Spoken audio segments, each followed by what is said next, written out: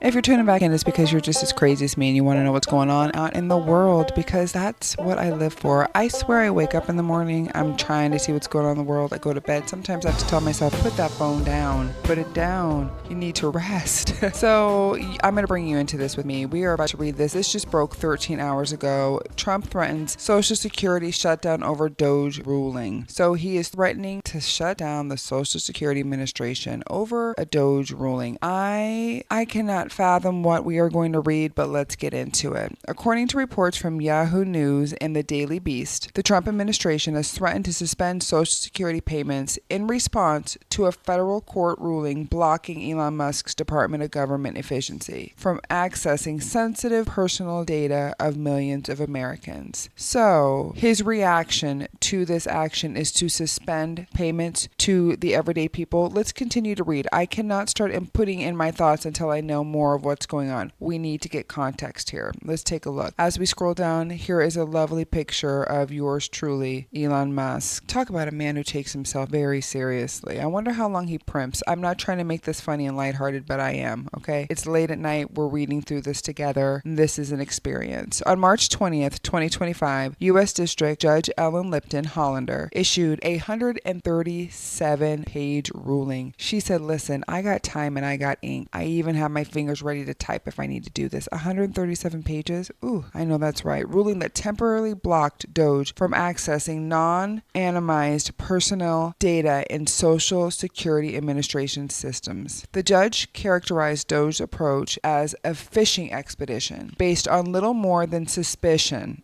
and likened it to hitting a fly with a sledgehammer. Talk about you're doing too much. For what you need, that's too much. You're going crazy. A fly swatter would be sufficient. You do not need a sledgehammer, sir. Hollander's decisions requires Doge to destroy any personally identifiable information already in their possession and allows access only to anonymized data after proper training and background checks. Now, that does not seem out of pocket. That doesn't seem crazy for her to be doing that. Like, listen, you have to have checks and balances. You can't just go in here and start demanding all of this information, looking up all this information. What are your processes? This entire time, it's like, I know there's a lot of secretiveness with them, but what are the steps that you're taking? You don't have to tell me everything, but could you at least give us an outline? And in this case, she's just going through, he's firing people, he's saying, I need information, give me the information. She's like, you don't need all of that. Slow it down, pump your brakes. Now, the thing is, he's under a time crunch. He's got 130 days that he is able to be in this position. What are we on now? He's probably got like 80 days left.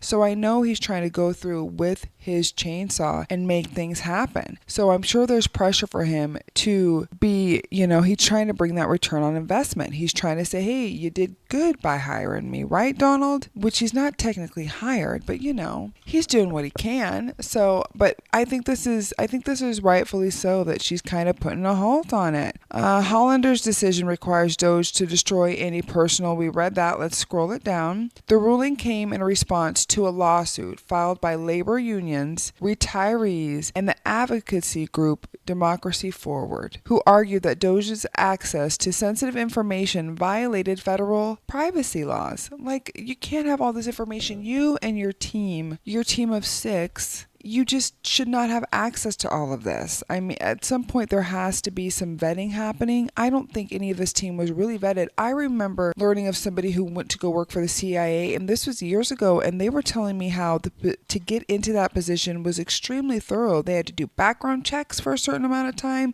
They had to talk to witnesses, talk to people by character, everything. Just so much information that they needed to know about this person, small intimate details in order for them to go into this role. And we are letting these guys who are coming into the federal government have access to just about everything, and none of them have been vetted for probably more than a few months. I mean, if I'm wrong, by all means, please do correct me, because I do not mind to be corrected. I do not. Listen, I'm learning a lot of this stuff just as some people are. Some people swear to know everything. That is not me. That's why I'm out here searching and looking for stuff all of the time. But I do think sometimes this group is in over their head and they just don't have the full picture and they're just going forward without knowing, So this is just wild. So, Acting Social Security Administration Commissioner Lee Dudek escalated tensions by threatening to turn off the agency's systems in response to Judge Hallender's ruling. So Dudek claimed, that complying with the court order would require terminating all Social Security Administration employees' access to IT systems, potentially disrupting payments to approximately 71 million Americans. That cannot happen. This drastic measure could affect retirees, disabled individuals, and survivors. The people who get survivors benefits, when they were talking, Elon Musk was saying people who are 8 years old are getting benefits, not realizing that those were survivor benefits from a loved one who's passed on, and the children still receive those benefits. My husband was a recipient of those benefits when his father passed away at a very young age. Him and both of his brothers received those benefits, but I feel like in Elon Musk's world, he's never had to deal with that. He's never had to be dependent on any type of benefit like that, so he really doesn't know about it. And I'm sure that his team of 19 to 25-year-olds aren't aware of it as well. So this is going to be a huge problem, catastrophic, to people who are affected and expecting that money. The White House criticized the ruling, with Deputy Press Secretary Harrison Fields calling Judge Hollander a radical leftist judge. Dudek argued that his anti-fraud team and IT staff would be considered Doge affiliates. The administration stated it would continue to seek all legal remedies available to implement its agenda. Civil rights groups, labor unions, and privacy advocates have praised the judge's ruling as a protection against government overreach. You think? So let's go a little bit into the controversy, shall we? Doge has been at the center of controversy since its establishment under Trump's second administration. The department tasked with identifying and eliminating government waste has focused heavily on the Social Security Administration, with Musk describing Social Security as the biggest Ponzi scheme of all time. Sir, this is not LuLaRoe. This is not a face care product. This is money that affects fellow Americans. This is their livelihood. This is what most of them depend on. So for you to say that this is just a pure Ponzi scheme is very out of touch. You can say that you do not like the way it's organized, that they have very dated programs, that you feel that they could be doing better on the IT side. You can even suggest some databases that will help them, because I'm sure they are overworked, underpaid, and stressed out, and do not have up-to-date data and databases to even handle the amount of work that they have. Even before they started doing all of these cuts to the federal government, I'm talking years ago, you could walk into the Social Security building and you could sit in a line for hours.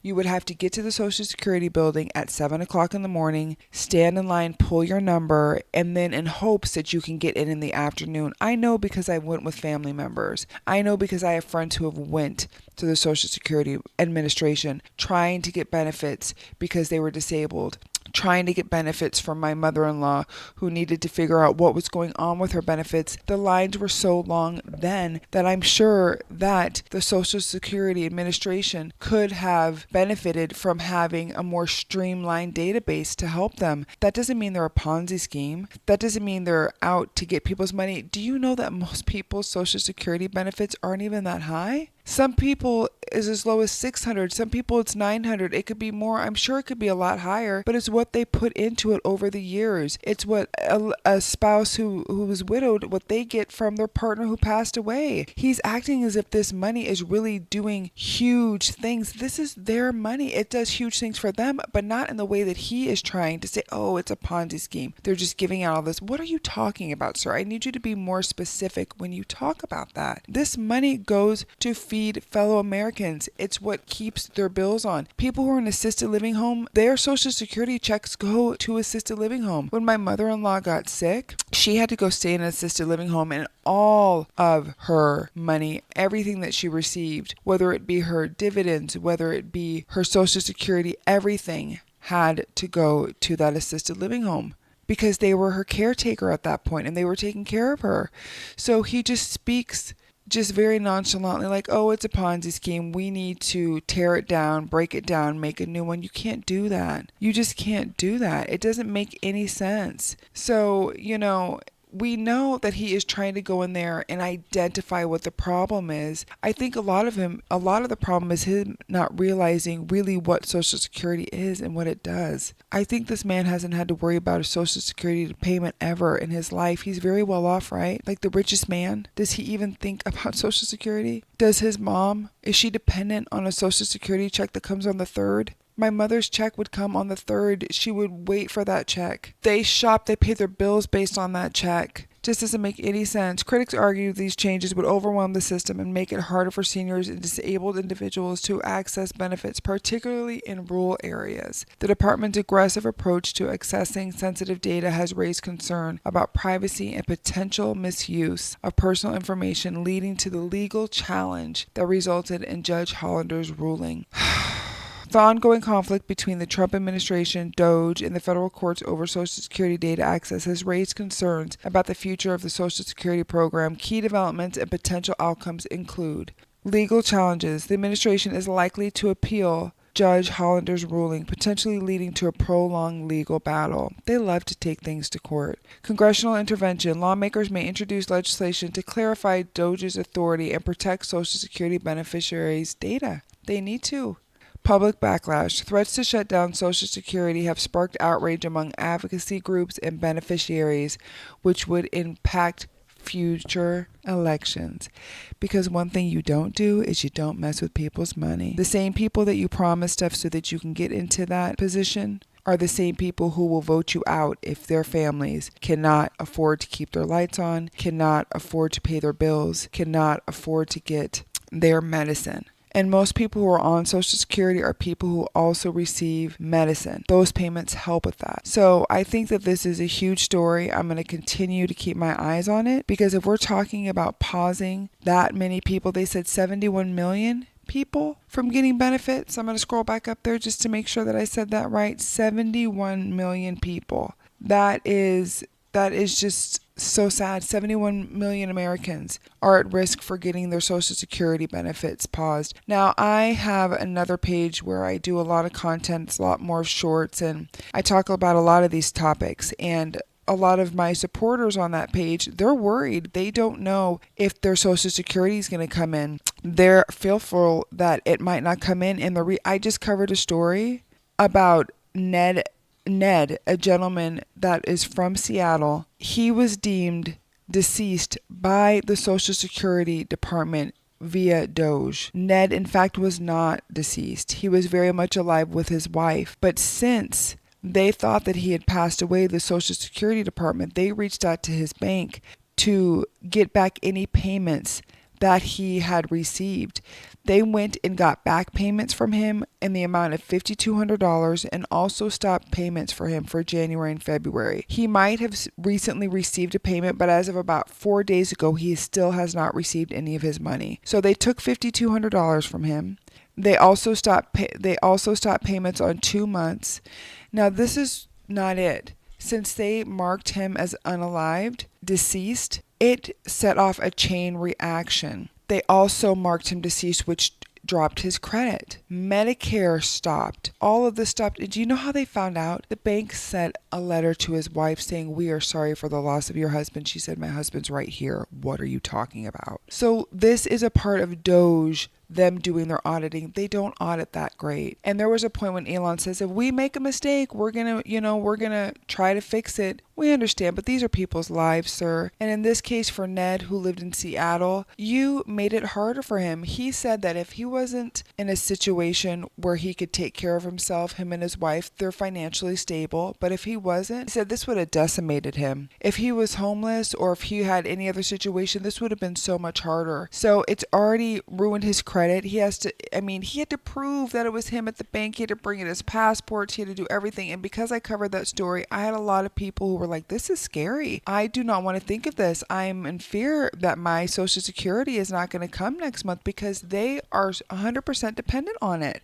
And rightfully so. You work for that Social Security. I've been putting into Social Security since I was 16 years old. I've worked my entire life. I've always worked. I'm self-employed now, but I have always worked and put away for Social Security as a future backup. And to know that 71 million Americans might not receive it because the government's pushing back because this man is being told that he just can't run rampant in the office. Like, sir, you cannot have access to private information for people. Come on. Come on. We all sign ROIs when we want to release our information. Did I say that? Not return. I'm thinking of the other ones. You know, the ones that you have to sign all the time. So that release of information, all of that. We all sign those. That's not what was happening here. So I definitely feel like this is a story that can be changing every single day because it is. And if 71 million people do not get their benefits, the people are going to be in the streets because that is something that people are going to have an uproar about. I appreciate you so much for sticking with me and watching this and kind of reading through it. And I like this way of doing it. We're going to read some more topics together. We're going to talk about some more things and kind of just keep our finger on the pulse of what's going on out there because I told you I'm daily with this. I wake up with it, I go to bed with it, and tonight I'm going to try not to go so late with it. I appreciate you so much. If this is your first time, welcome. I am your friendly neighborhood AI wife, and I will see you next time.